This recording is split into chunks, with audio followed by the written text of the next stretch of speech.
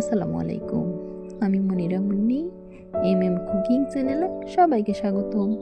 আজকের পর্বে তৈরি করে দেখাবো সকালের নাস্তায়, অফিসের টিফিনে, বিকেলের চায়ের সাথে আবার যদি হঠাৎ করে মেহমান চলে আসে, মাত্র কয়েক মিনিটে সুস্বাদু নাস্তা রেসিপিটি তৈরি করে নিতে পারবেন একদম ঘরে থাকা সামান্য কিছু উপকরণ দিয়ে। সেদ্ধ আলু ও চিকেন থাকলে ঘরে থাকা উপকরণ মিশিয়ে সহজেই রেসিপিটি তৈরি করার জন্য ভিডিওটা শুরু থেকে শেষ পর্যন্ত দেখে নিতে হবে। এতে করে আপনি খুব বেশি উপকৃত হবেন, আর স্কিপ করে গেলে ভিডিওর কোনো অংশ বাদ পড়ে যাবে। চলেন যাই দেখিনি রেসিপি তৈরি করার জন্য যা যা উপকরণ লাগছে। তৈরি করার জন্য প্রথমে এখানে একটা বড় সাইজের মিক্সিং বল নিয়ে নিলাম। 2 কাপ পরিমাণ আটা অ্যাড করে নিয়েছি। এরই সাথে 1 টিস্পুন চামচ থেকে কিছুটা কম পরিমাণ বেকিং পাউডার, স্বাদ মতো লবণ, 2 টেবিল চামচ পরিমাণ রান্নার সয়াবিন তেল দিয়ে শুকনো উপকরণটা হাত দিয়ে ভালোভাবে মিশিয়ে নিব। যখনই আটা এভাবে হাতের মুঠে নিয়ে মুঠ বন্ধ করে নিলে দলা পেকে আসবে, এ পর্যায়ে বুঝে নিতে হবে এখানে নেওয়াটা পারফেক্ট হয়েছে। অল্প অল্প করে পানি অ্যাড করে দিয়ে এখানে একটা ডো তৈরি করে নিব। এক পর্যায়ে ডো তৈরি করে নিয়ে এরপর এটা ঢাকনা দিয়ে রেস্টে রেখে দিয়ে চলে যাব পুর তৈরির প্রিপারেশনে। বড় সাইজের আবারও একটা মিক্সিং বল নিয়ে নিলাম। 1 কাপ পরিমাণ পেঁয়াজ কুচি অ্যাড করে নিয়েছি।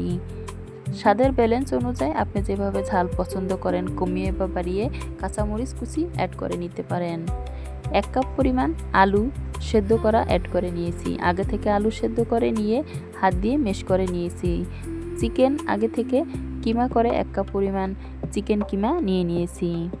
1 টিস্পুন চামচ রসুন বাটা, 1 টিস্পুন চামচ আদা বাটা, 1 টিস্পুন চামচ গরম মশলা ও একটা স্বাদে ম্যাজিক মশলা সম্পূর্ণটা অ্যাড করে নিয়েছি।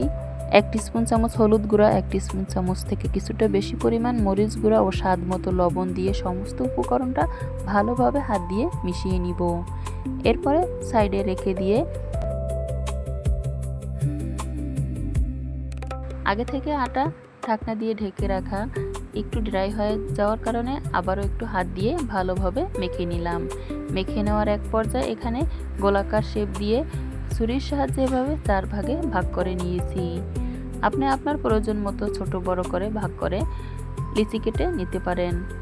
4 ভাগে ভাগ করে গোলাকার শেপ দিয়ে এভাবে লিচি তৈরি করে 3টা লিচি একটা পাত্রে তুলে নিয়ে ঢাকনা দিয়ে ঢেকে রাখবো যাতে উপর থেকে ড্রাই না হয়ে যায়।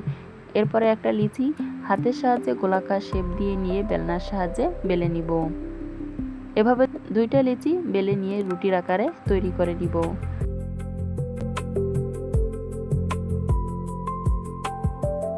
আলু ও চিকেন পুর এখানে রুটির উপরে পরিমাণ মতো করে নিয়ে নিলাম।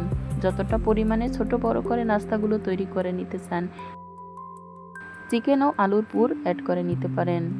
এরপরে উপর থেকে আবারও একটা রুটি অ্যাড করে দিয়ে স্ক্রিনে দেখানো নিয়মে তৈরি করে নিতে হবে।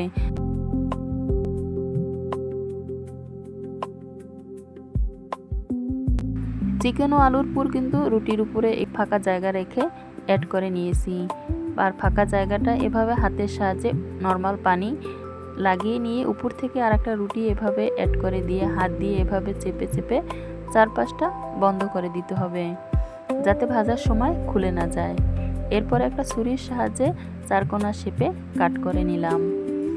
কাট করে নেওয়ার এক পর্যায়ে কিন্তু হাত দিয়ে এভাবে তুলে নিয়ে আবারও 4-5টা এভাবে চেপে চেপে বন্ধ করে দিব যাতে ভাজার সময় খুলে না যায়।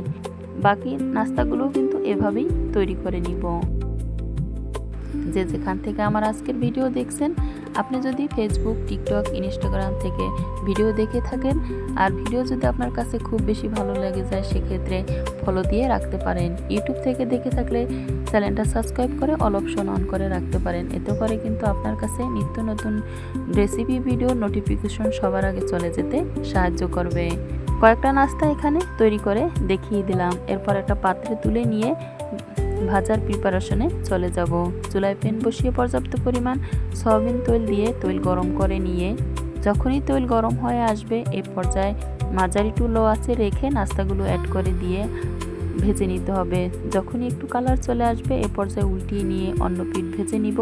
আবারও অন্য পিঠ উল্টিয়ে পাল্টিয়ে এভাবে কালার করে ভেজে নিয়ে এরপর একটা পাত্রে তুলে নিয়ে তেলটা ঝরিয়ে ঠান্ডা করে পরিবেশন করে নিতে পারেন।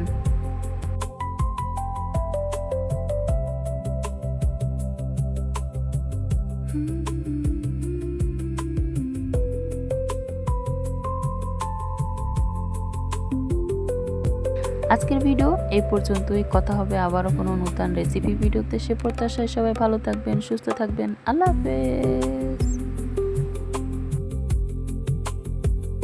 একটা নাস্তা ভেঙে দেখিয়ে দিলাম।